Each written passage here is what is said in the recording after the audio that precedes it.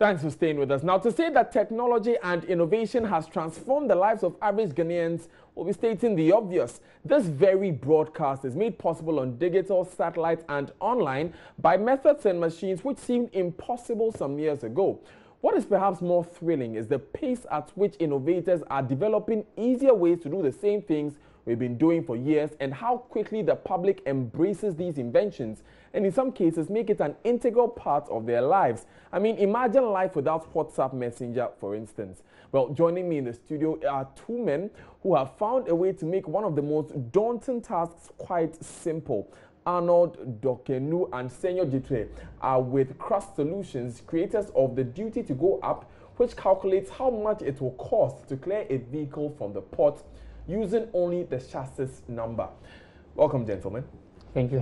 Thank you very much. Right, very exciting work you've been doing. Now, before we go into the details of what you have created, Arnold, what's your take on the pace at which technology is growing in Ghana? Thank you once again to our viewers. My take on technology, the pace at which it's growing in Ghana, there are a lot of innovations, a lot of concepts are being developed, and it's growing very, very fast. Unfortunately, there are some lapses in infrastructure over which this technology can ride. Okay, I'll give an example.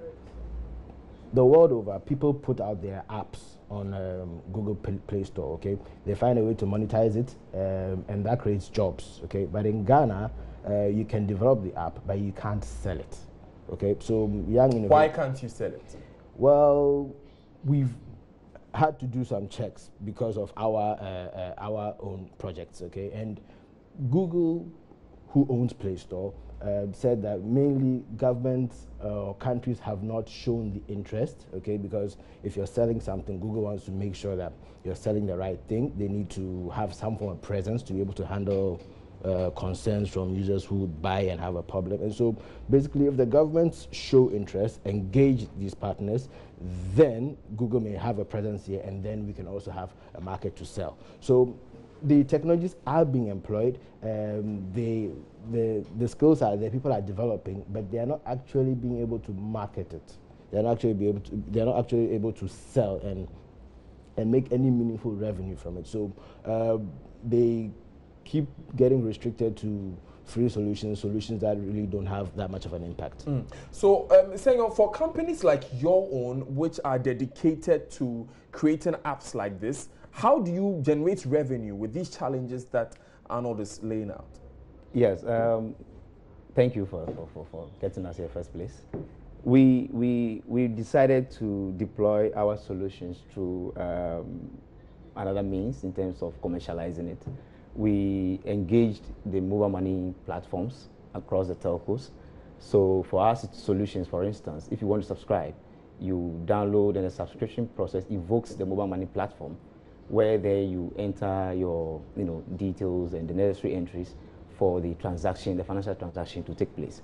So that's one way we actually went around getting our solutions commercialized. And all that. So the growth of technology in the country is being boosted by some of these platforms, despite the challenges that Arnold is laying out?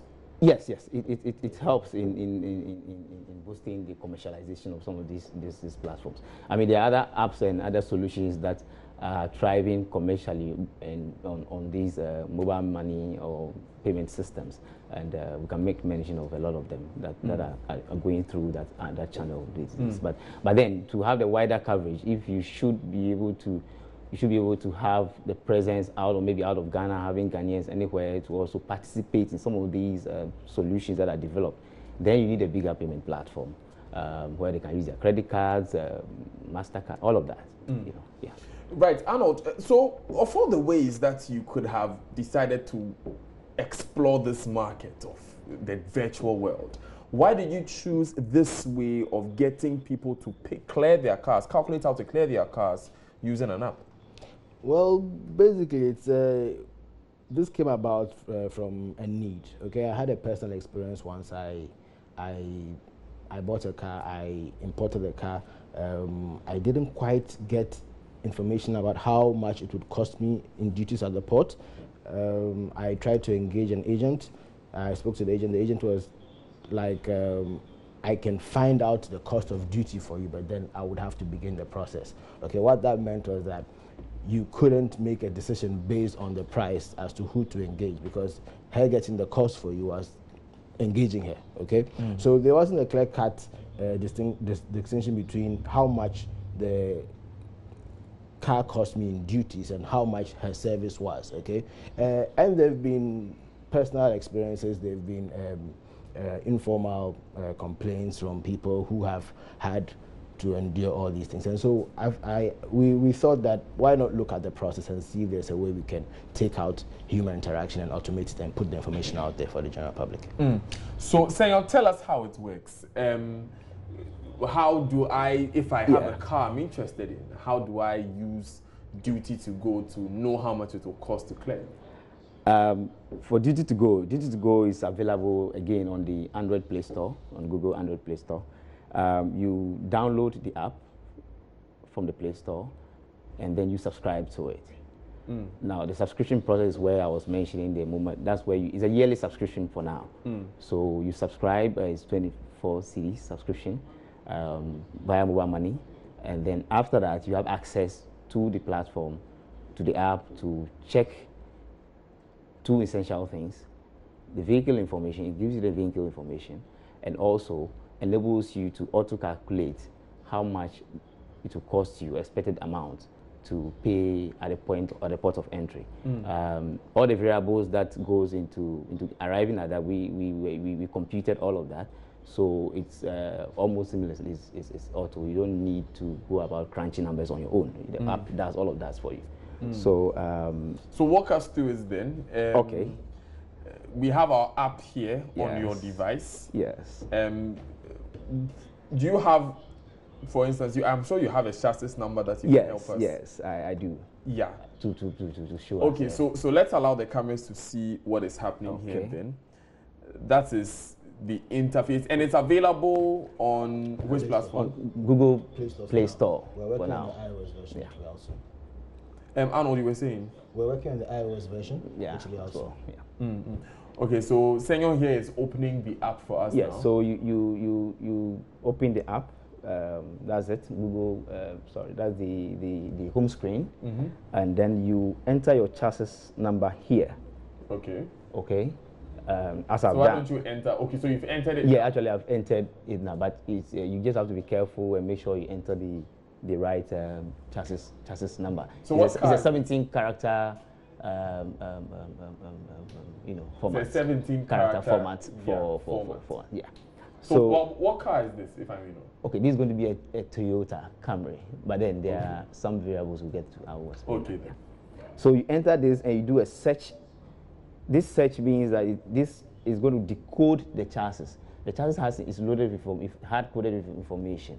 Okay, so this process is to decode that info on that chassis so that you can know what the car actually is. Okay, so it's come through. Now the chassis has what they call trims or special features. It means that you have an LE, an SE, a 4x4, a Sports, all of that. So you need to actually know, the buyer need to know what your car is. You need to work on buying a Toyota SE Sports for Corolla S or 4-door sedan kind of thing. So when you do, it brings that you select exactly what is yours. Okay. So assuming we're going this way, we're going for a SE 4-door sedan. We need to see the details of this sedan.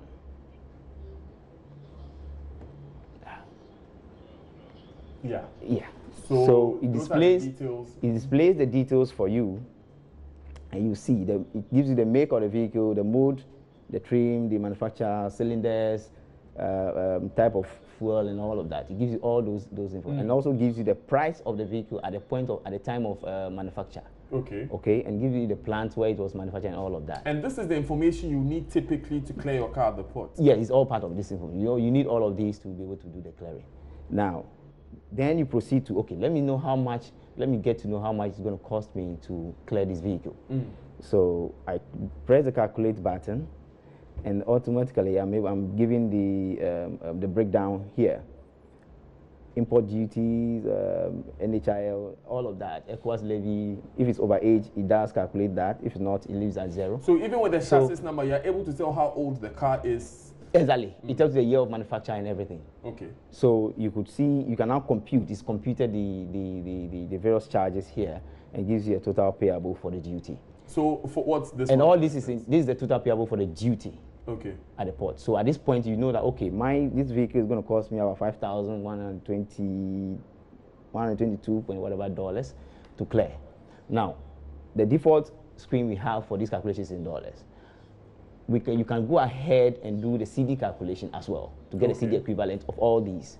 So you go up, you have the CD equivalent button. Okay, then you put in the exchange rates applicable. Okay. I think it's on 4.2. Let's work with 4.4. Okay. Assume it's 4.4. You say okay. So we have it in CDs. So in CDs, I'm being told that total payables are 22,540 CDs to clear this. So particular. when you go, if you go to the ports with 22,000 CDs, you would get this car. Yes. Now again, there are some differences. We have a margin of error built into the system. This, more or less, is the reason being that the evaluation is being done at customs, okay? At the time you are actually clearing, the prices may change. They change because the exchange rate may also change at that point in time.